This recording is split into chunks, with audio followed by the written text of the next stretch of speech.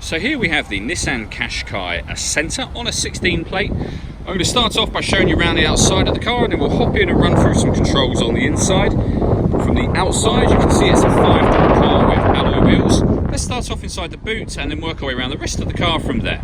So as we approach the boot, you can see we have reversing sensors. This car's also got front parking sensors as well. Plenty of boot space, along with that 60-40 split folding rear seat. And then these two tray sections will both remove to give you even more boot space, as you can see. Okay, so we're just going to work our way back round to the front of the car, and then we'll hop in and run through some controls on the inside.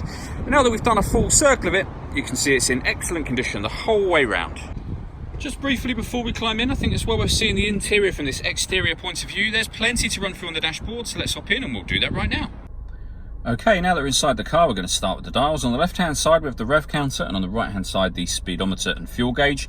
In the middle, you can see the total miles for this car, which are 4,762. The information displayed above that, which is currently a digital readout for the speedometer, can be changed using buttons on the steering wheel for various different menus. And eventually you'll get back round to the beginning again, which was your digital readout for the speedometer. Backing out to the steering wheel, the button I was using just a moment ago is here. We've got stereo controls over that side as well.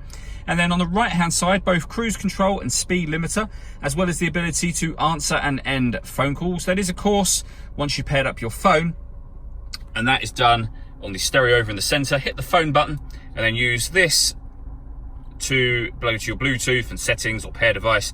Press the button and follow the instructions on screen from there. When it comes to music, this car has got FM radio, as you can see. We've got a couple of different FM frequencies, AM and then back round to FM. If you listen to your own music, you can do. You can do that via the CD player. You can also connect up an auxiliary and USB device as well. So plenty of ways to listen to your music in this car. Beneath that, we have dual zone climate control. You can adjust the passenger and driver temperatures individually, the fan speed up and down from here. You can determine where you'd like the air to be distributed. Once you're happy with all of those settings, that button will turn the air conditioning on and off again.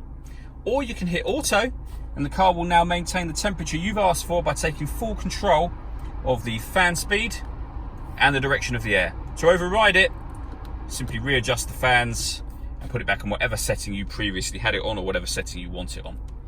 Beneath that, we have a 12-volt charging socket, the electronic handbrake, a 6-speed manual gearbox, and then inside the central armrest, a second 12-volt charging socket, as well as the auxiliary and USB inputs.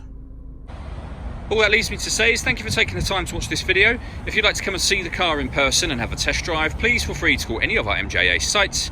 We'd love to hear from you soon.